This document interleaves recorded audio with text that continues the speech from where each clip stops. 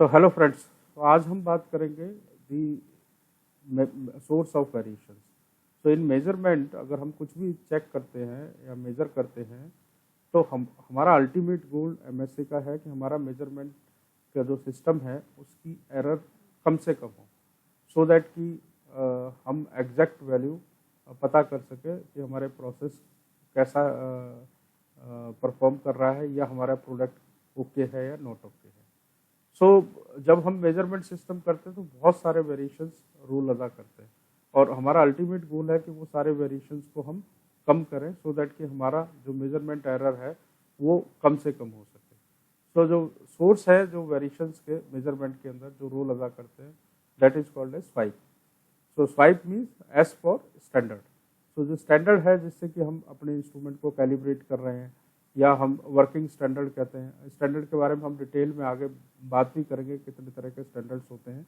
तो वो स्टैंडर्ड में इटसेल्फ कोई वेरिएशन तो नहीं है या स्टैंडर्ड के कारण हमारे मेजरमेंट में कोई वेरिएशन तो नहीं आ रहा है। Next is the work piece, जो पार्ट को हम चेक कर रहे हैं। पार्ट लाइक रबड़ कंपोनेंट हो गया, तो अगर हमने उसको ज़्यादा प्रेशर दे दिया तो वो ज़्यादा प्रेस हो सकता है, या पार्ट के अंदर टेम्परेचर के कारण या पार्ट के अंदर ही कुछ ना कुछ श्रिंकेज के कारण जो वेरिएशन आ रहा है।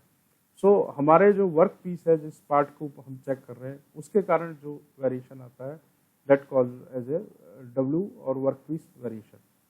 And third type of variation हमारे इंस्ट्रूमेंट के कारण आता है कि हमारे इंस्ट्रूमेंट में एरर है या इंस्ट्रूमेंट में लिस्ट काउंट की प्रॉब्लम है या हमारी जीरो एरर आ चुकी है इंस्ट्रूमेंट में, या कैलिब्रेशन का इशू है, या हमारा इंस्ट्रूमेंट के अंदर लिस्ट काउंट का या सेंसिटिविटी का इशू है।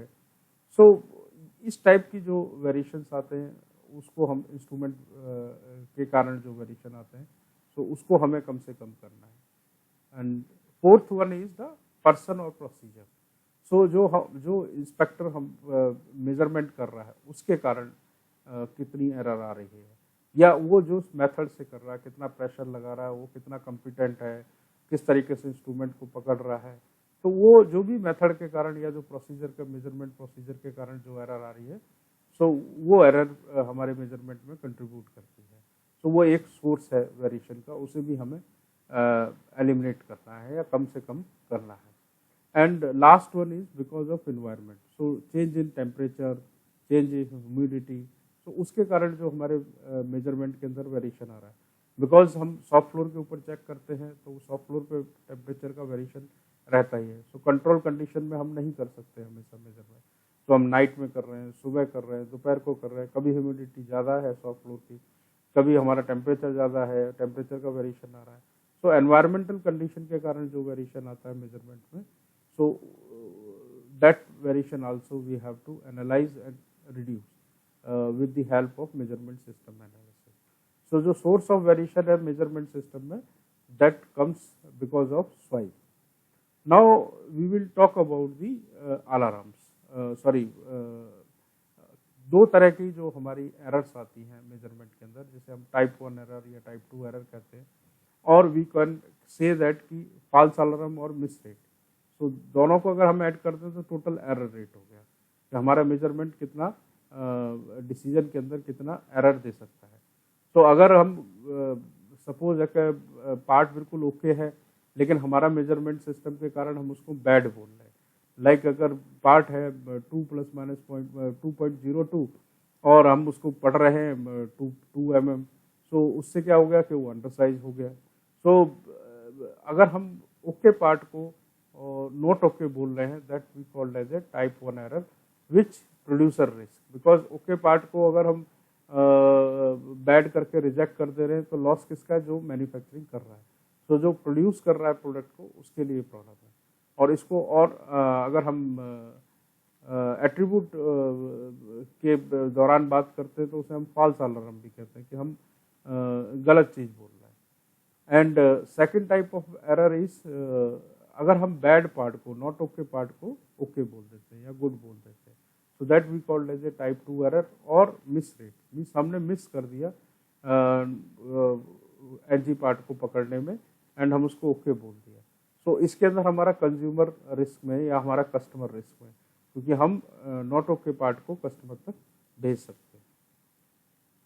तो इफेक्ट ऑफ प्रोसेस डिसीजंस, तो क्या इम्पैक्ट पड़ता है जब हम अपने प्रोसेस का डिसीजन लेते हैं। अगर हम प्रोसेस को कंट्रोल कर रहे हैं तो उस केस के अंदर हम क्या गलती कर सकते हैं कि हम अगर कॉमन कॉज है हम उसको स्पेशल कॉज बोल सकते हैं because of our measurement error, और हम स्पेशल कॉज को कॉमन कॉज भी बोल सकते हैं because of measurement error. So statistically अगर हम कंट्रोल कर रहे हैं अपने प्रोसेस को तो हो सकता है कि हम ये गलती कर जाएं, ये स्पेशल कॉज को कॉमन बोल दें और कॉमन को स्पेशल बोल दें, या हम ऑन टारगेट में ना रहें, उससे डेविएट कर जाएं। एक्सेप्टेबल वेरिएबिलिटी भी आ सकती है। तो ये अगर हम बात करें कि प्रोसेस के बिहाफ पे कि हम डिसीजन में क्या गलती करते हैं।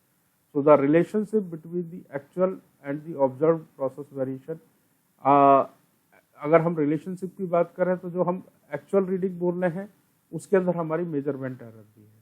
सो एक्चुअल में जो हमारा प्रोसेस वेरिएशन है वो एक्चुअल उसका अपना प्रोसेस वेरिएशन है प्लस हमारा मेजरमेंट एरर, दोनों को कंबाइंड कर देते हैं, then we come to know that कि हमारा प्रोसेस वेरिएशन कितना है। सो हम जितना कम कर सकते हैं अपने मेजरमेंट एरर को कम करेंगे तो हम नियर बाई पहुंचेंगे जो एक्चुअल प्रोसेस वेरिएशन को पकड़ने। Now we will talk about the measurement planning. तो हम कैसे प्लान करें अपने मेजरमेंट को, and plan is very important because अगर हमारा प्लानिंग ठीक रहेगी तो हमारा एंड रिजल्ट बहुत अच्छा रहेगा। So who ought to be involved in needs analysis, the flow chart and initial discussion with facilitate the identification of key individuals. तो हमें ये ध्यान में रखना है कि कौन मेजरमेंट कर रहे हैं, कहाँ कहाँ पे मेजरमेंट हो रही है, कौन लोग इन्वॉल्व हैं, कौन कौन से हमारे इंस्पेक्टर्स हैं, वो कितनी शिफ्ट में काम कर रहे हैं, उनका नाम क्या है। तो ये हम आइडेंटिफाई करें before the measurement system analysis. Why will measurement to be taken and who will it be used, will the data be used for control, sorting, qualification etcetera, they the way the measurement will used can change the sensitivity level of measurement system। तो हमें ये पहले से decide करना है कि कौन उस हमारा मेजरमेंट करेगा, हम मेजरमेंट क्यों कर रहे हैं, क्या हम प्रोसेस को कंट्रोल करने के लिए कर रहे हैं, या हम इंस्पेक्शन करने के लिए कर रहे हैं, या हम सेग्रीगेशन मीन्स क्वालिटी को कंट्रोल करने के लिए कर रहे हैं, या हम किसी पर्सन को क्वालिफिकेशन के लिए या लैब क्वालिफिकेशन के पर्पस के लिए कर रहे हैं। तो ये हमें पहले प्लान करना है, देन वी कैन सेलेक्ट कि कौन सा मेजरमेंट सिस्टम उसके ऊपर यूज करें। तो what level of sensitivity will required, so हमारे प्रोसेस या हमारे प्रोडक्ट की टॉलरेंस क्या होगी, उसकी सेंसिटिविटी कितनी होनी चाहिए, उसके आधार पर ही हम इंस्ट्रूमेंट सेलेक्ट करेंगे कि उसकी लिस्ट काउंट कितनी होगी, जो हमने पहले भी डिस्कस किया 1/10 ऑफ दी थंब रूल है। तो अगर प्रोडक्ट एंड प्रोसेस की जो टॉलरेंस है, जितना हमारा प्रोडक्ट का अंदर टॉलरेंस है या जिसके अंदर हमारी एक्सेप्टेबिलिटी लिमिट है, या हमारे प्रोसेस के अंदर जितना वेरिएशन एक्सेप्टेबिलिटी है upper control lower control limit की, तो वो हमारा प्रोसेस वेरिएशन या प्रोडक्ट का स्पेसिफिकेशन दोनों का 1/10 हमें अपना इंस्ट्रूमेंट सेलेक्ट करना है। What is the product specification, what is expected process variability, how much of difference between part will the gauge need to be detect. So ये हम डिस्कस कर चुके हैं। तो हमें ये ध्यान में रखना है कि हमें वो पार्ट के अंदर विद इन द पार्ट या बिटवीन द पार्ट्स कितना एरर हमें डिटेक्ट करना है। सो अल्टीमेटली हमें डिसाइड करना है कि हमारे इंस्ट्रूमेंट की लिस्ट काउंट कितनी होगी। What type of information will be provided with the gauge, manual, operating, maintenance, and what basic operator skills are required, who will to be trend.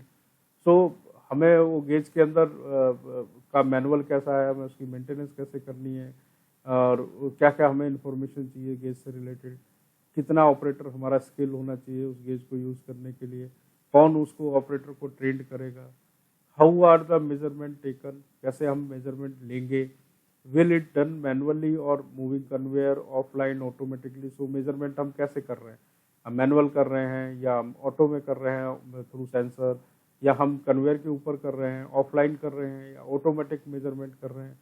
तो are the part location and picture possible source of variation, contact and non contact. So हमारा measurement contact base पे या non contact base के ऊपर है, क्या हमारे fracture के कारण से तो कोई वेरिएशन नहीं आ रहा। How will the measurement be calibrated and will it be compared with other measurement process, who will be responsible for the calibration masters। तो हमें ये भी प्लान करना है कि हमारा कैलिब्रेशन कौन करेगा, हमारे इंस्ट्रूमेंट का कौन उस कैलिब्रेशन करने के लिए रिस्पॉन्सिबल है, उसके मास्टर्स कहाँ तक ट्रेसेबल हैं, when and where the measurement be taken, will the part be clean, oily or hot or extra। तो हम कहाँ पर मेजरमेंट करने वाले हैं, क्या हम फर्नेस के पास करने वाले हैं। ऐसा तो नहीं कि हमारा पार्ट है हीटेड हो या हमारा पार्ट ऑयली हो या पार्ट क्लीन है। तो ये सब चीज़ें हमें पहले प्लान करनी है। Now we will talk about the measurement source development. तो हम अगर गेज बनवा रहे हैं बाहर से या हम इंस्ट्रूमेंट सेलेक्ट कर रहे हैं, तो हमें वो सोर्स कैसे डेवलप करना है। So to obtain the most benefit from measurement process, study and address its is a process with input to output. तो हम इसको एक तरीके से प्रोसेस की तरह यूज करें कि हम इनपुट क्या डालेंगे और हमें मेजरमेंट रिजल्ट में आउटपुट क्या चाहिए। तो इनपुट के अंदर हमारा मेजरिंग इक्विपमेंट हो गए या गेजेस हो गए, and then we do a measurement process and then what come out output is the actual readings, the value, so the measured value. तो ये हम इस तरीके से अगर हम सोर्स को डिसाइड करें या डेवलप करें, तो इस अप्रोच को हमें ध्यान में रखना है। Through APQP process and CFT, और we have to involve the customer also. So हम जब सोर्स डिसाइड कर रहे हैं कि हम किससे गेज बनवाएंगे या कौन सा इंस्ट्रूमेंट लेना है या हमें कौन सी मेजरिंग इक्विपमेंट यूज़ करना है, तो हम इनिशियली जब एपीक्यूपी प्रोसेस कर रहे हैं वहीं पर डिसाइड करें, वहीं पर हम डिसाइड करें कि हम गेज यूज़ करेंगे या मेजरिंग इक्विपमेंट यूज़ करेंगे। सो वहाँ पर हम अगर गेज कर रहे हैं तो गेज का डिज़ाइन क्या होगा, हम सीएफटी को इन्वॉल्व करें जब हम ये डिसीजन ले रहे हैं, हम कस्टमर को भी इन्वॉल्व करें कि कस्टमर अपने पास पहुंचने के बाद अपने प्रोडक्ट को कैसे वेरीफाई करेगा, वो उसका मेजरमेंट सिस्टम क्या है, वो किस मेजर इक्विपमेंट के साथ वो मेजर करेगा। तो उसको अलाइन करके ही हम अपना सोर्स डेवलप करें। सो डेटम कोऑर्डिनेशन, हम डेटम कैसे सेलेक्ट करेंगे, use of geometric dimension GDNT का हम कैसे यूज़ करेंगे। Datum needs to be coordinated and made identical throughout the manufacturing process and measurement system, and this need to be established very early in the एपीक्यूपी process। तो datum coordinate हमें पहले ही establish करना है, और वो जो डेटम हमने माना है, रेफरेंस माना है, वो आइडेंटिकल हो, मीन्स सारे मैन्युफैक्चरिंग प्रोसेस में या जहाँ पर भी हम मेजरमेंट करें तो उसी डेटम के रिस्पेक्ट में हम मेजरमेंट करें। और ये हम डिसाइड करें जब हम अपना एपीक्यूपी प्रोसेस कर रहे हैं, और जिसके अंदर कि हम प्रोडक्ट को टॉलरेंसेस या प्रोडक्ट की ड्राइंग को डिफाइन कर रहे हैं। तो प्रोडक्ट के अंदर जब हम प्रोडक्ट ड्राइंग बना रहे हैं तो हम उसमें एक रेफरेंस वैल्यू को पहले से ही डिक्लेयर करें, सो दैट वो रेफरेंस वैल्यू हम गेज मैन्युफैक्चरर के पास भी कम्युनिकेट कर सकें, एंड गेज मैन्युफैक्चरर को हम बता सकें कि इसी डेटम को ध्यान में रख करके आपको गेज को बनाना है। Pre requisitions and assumptions, so correct engineering product design. So हमें बिल्कुल करेक्ट इंजीनियरिंग प्रोडक्ट डिज़ाइन करना है through use of GD&T, and correct process design on which the measurement at the proper time and location in the process. So अगर हम product को major कर रहे हैं या प्रोसेस को मेजर कर रहे हैं, तो हम डिज़ाइनिंग के टाइम पर ही ये ध्यान रखें कि उसके अंदर क्या टॉलरेंसेस रहेंगी, क्या स्पेसिफिकेशन रहेगा, सो दैट कि हम उसके हिसाब से, जैसे 1/10 हमें सेलेक्ट करना है मेजरिंग इक्विपमेंट के लिए डिस्काउंट, तो वो हम इनिशियली ही जब एपीक्यूपी के टाइम पे ही इन चीज़ों को फ्रीज करें। गेज सोर्स सिलेक्शन प्रोसेस, जब गेज का हम जो सोर्स है जिससे भी हम गेज बनाएंगे, तो उसके लिए हमें क्या क्या ध्यान में रखना है। Detail engineering concept, develop the quotation package. So पूरा इंजीनियरिंग कॉन्सेप्ट हम क्लियर करें कि हमें किस तरीके से डिज़ाइन होगा गेज का, और उसका कोटेशन में हमें क्या क्या ध्यान रखना है कि वो मेंटेनेंस भी करेगा गेज की, कैलिब्रेशन भी करके हमें देगा, सो दैट कि पोस्ट डिलीवरी ऑफ गेज वो उसकी सर्विसेज को भी ध्यान में रख करके हम कोटेशन को फ्रीज करें। And preventive maintenance consideration, calibration, manual user.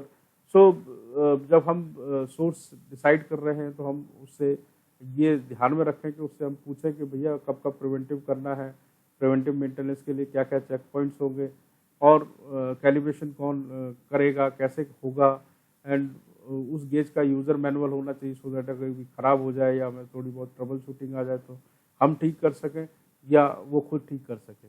सो वो यूज़र मैनुअल से फ्यूचर के लिए रेफरेंस के लिए रहेगा सो दैट कि हम उसको अच्छी तरीके से गेज को मेंटेन कर सकें और यूज़ कर सकें। स्पेसिफिकेशंस हम फ्रीज करें जब हम गेज डिज़ाइन कर रहे हैं। सो थ्रू कॉन्सेप्ट हम गेज का डिज़ाइन करें, उसका कैड या कैटिया या आईजीएस की जो डिज़ाइन हमने किया है उसको हम अपने सोर्स को दे सकें, क्या उसके पास वो कैपेबिलिटी है कि वो हमारे डाटा को पढ़ सके एंड उसके हिसाब से वो हमारे गेज को बिल्ड कर सके हमारे डिज़ाइन के हिसाब से।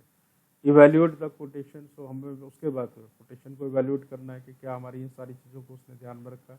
Then we can select the supplier. So qualification at the supplier, जब हम गेज उसने बना दिया तो हम कैसे क्वालिफाई करें अपने सप्लायर को। सो हम वहाँ पर जा कर के प्रीलिमिनरी या छोटा सा वहाँ पे एमएससी स्टडी कर सकते हैं।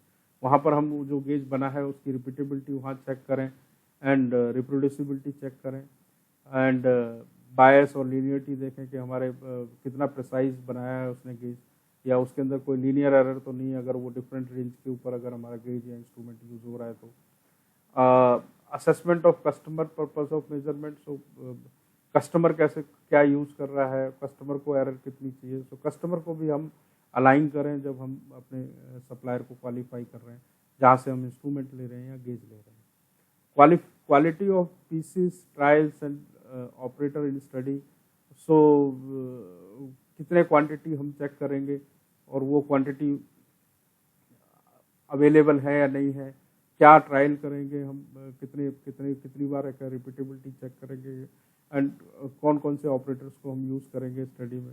सो ये हम जब क्वालिफिकेशन करें अपने सप्लायर की तो ये चीज़ों का ध्यान में रखें। और इन सब चीज़ के लिए एक्सेप्टेंस क्राइटेरिया क्या होगा, सप्लायर को पहले से कम्युनिकेट करें और देखें कि वहाँ पे सप्लायर एंड पे जा कर के या जब हम गेज को ले रहे हैं तो क्या वो हमारे एक्सेप्टेबल लिमिट के अंदर आ रहा है कि नहीं आ रहा है।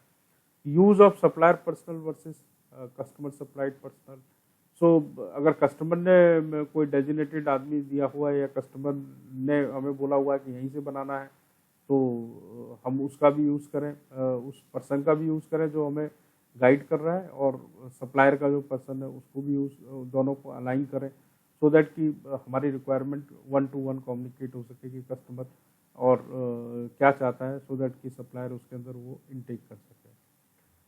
और नेसेसरी ट्रेनिंग दें। अब अगर वो सप्लायर हमें वो गेज दे रहा है तो क्या वो हमें हमारे आदमी को ट्रेंड करेगा और क्या वो खुद ट्रेंड है उस टाइप के गेज बनाने के लिए एंड वो कौन सा सॉफ्टवेयर यूज़ कर रहा है, क्या वो सॉफ्टवेयर हम अपने यहाँ पे यूज़ कर पाएंगे and it should be realise that the merely primary and judgement be needed for the acceptability of result.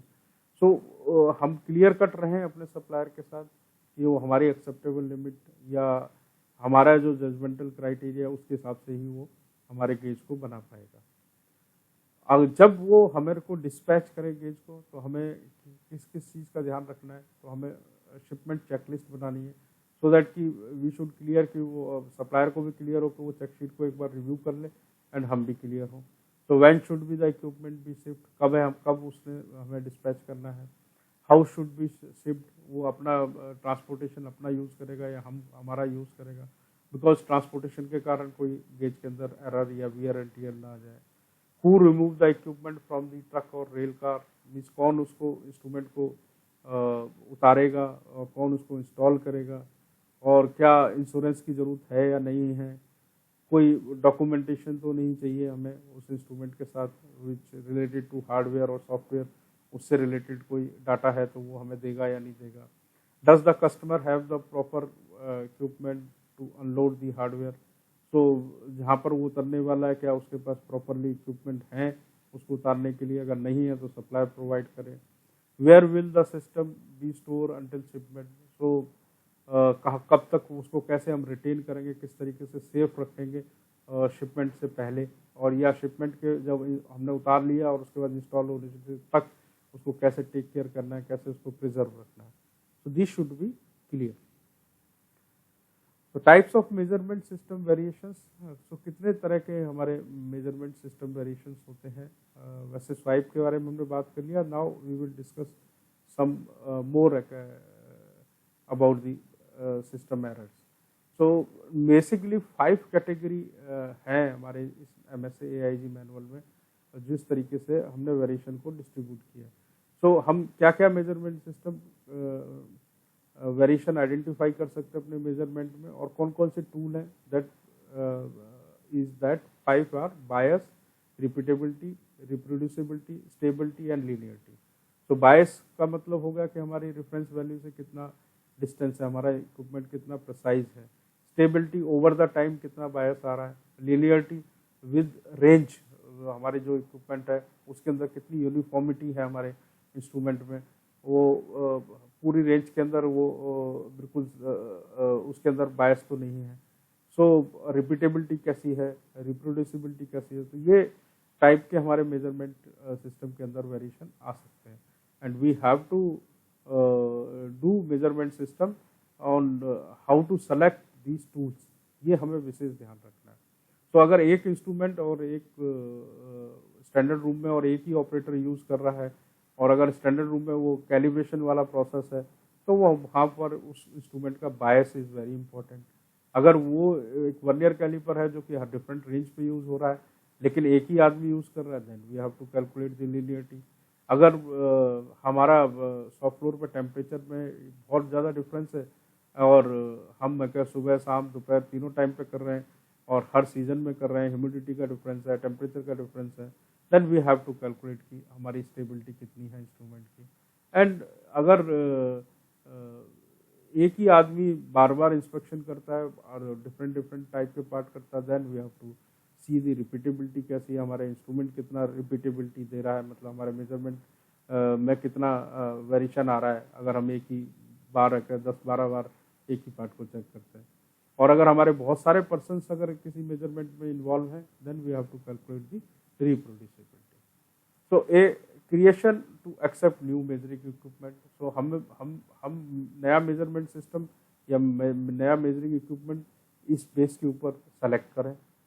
So a comparison of one measuring device against another, so like calibration we are doing. So हम अपने instrument को दूसरे instrument के साथ compare करके देखें, then we have to select the measuring equipment. A basis of evaluating a gauge suspected of being deficient. So हम gauge को इवैल्यूएट करें कि उसके अंदर कितनी कमी आ सकती है, जो प्रोबेबल एरर्स आ सकती हैं। तो a comparison of measuring equipment before and after repair.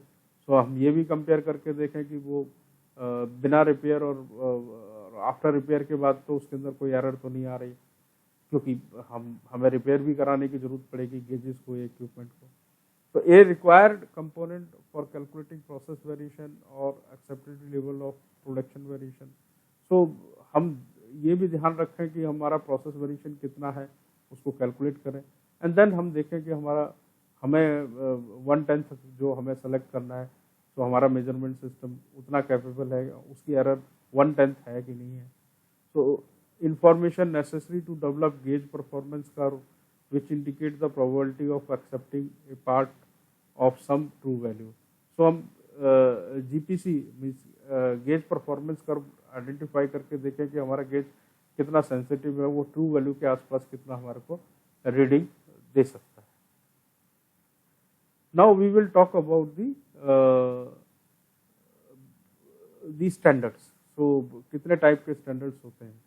So standard, it can be a artifact or ensemble instrument procedure extra set up and established by an authority as a rule for the measure of quantity, weight, extent, value of quality. So standard is like किसी authority ने या किसी government body ने जिस standard को बनाया है, so that is the ultimate standard.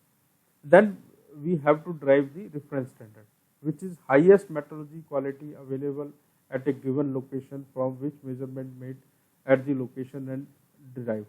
So like हम अपने ऑर्गेनाइजेशन के अंदर रेफरेंस स्टैंडर्ड्स बनाते हैं, तो वो हमने क्या डिसाइड किया कि इस रेफरेंस स्टैंडर्ड के थ्रू हम बाकी स्टैंडर्ड्स को या तो कैलिब्रेट करेंगे इंस्ट्रूमेंट को, या हम जो हमारे जो शॉप फ्लोर के ऊपर जो इंस्ट्रूमेंट हो रहे हैं उसको हम उससे कंपेयर करेंगे कि वो रेफरेंस स्टैंडर्ड से कितना दूर है और कितना पास है। Measurement and test equipment, so all the measurement instrument, measurement standard, reference material, auxiliary that are necessary to perform a measurement. तो जो भी हम मेजरमेंट कर रहे हैं उसके लिए क्या क्या चीज़ें हमें चाहिए, so that we called as a measurement and test equipment. Calibration standard उसे कहते हैं जिससे हम कैलिब्रेशन करते हैं, रूटीन में कैलिब्रेशन इन हाउस करें तो उसका जो मास्टर है that we called as a calibration standard. Transfer standard, a transfer use to compare a separate standard of known value to the unit being calibrated. So transfer standard like air plug gauge के जो masters हमारे soft floor पे रखे होते हैं या ring gauges के, सो जो हम एयर रिंग गेज के लिए हमने जो मास्टर्स रखे हुए हैं, तो हम एक स्टैंडर्ड से दूसरे स्टैंडर्ड को बनाते हैं, तो that we called as a transfer standard.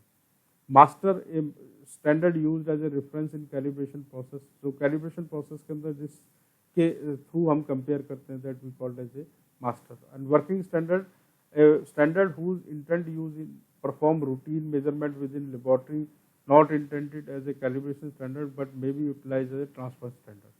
So working standard soft floor के ऊपर भी हो सकता है जहाँ पर कि हम जीरो करने के लिए, अलाइन करने के लिए या कंपेयर करने के लिए, लाइक डायल गेज के लिए हमने कोई अपना रिंग गेज टाइप का, डायल बोर गेज के लिए हमने कोई रिंग्स बना कर रख दी, या हम डायल कंपेरेटर से हम जीरो करते हैं और वो जो स्टैंडर्ड होता है स्लिप गेज या वगैरह जिससे हम उसको जीरो कर रहे हैं, so that is also called a working standard. Plug gauges, snap gauges, these are all working standard, जो हम रूटीन में जो इंस्ट्रूमेंट्स को यूज़ कर रहे हैं और उसके लिए हमने अगर कोई स्टैंडर्ड बना करके सॉफ्ट फ्लोर पे दे दिया सो दैट वो अपने आप उसको बीच बीच में कैलिब्रेट कर सके, बट उसको हम एक तरीके से वर्किंग स्टैंडर्ड कहते हैं। So this is the example how that flow working standard नीचे है, then बीच में हमारा transfer standard, then calibration standard जिससे कि हम ट्रांसफर स्टैंडर्ड को बनाते हैं कैलिब्रेशन के through, and then we have a ultimate reference standard. So masters नीचे से ऊपर जाता है। So thank you for watching, we will discuss further requirement in the next video.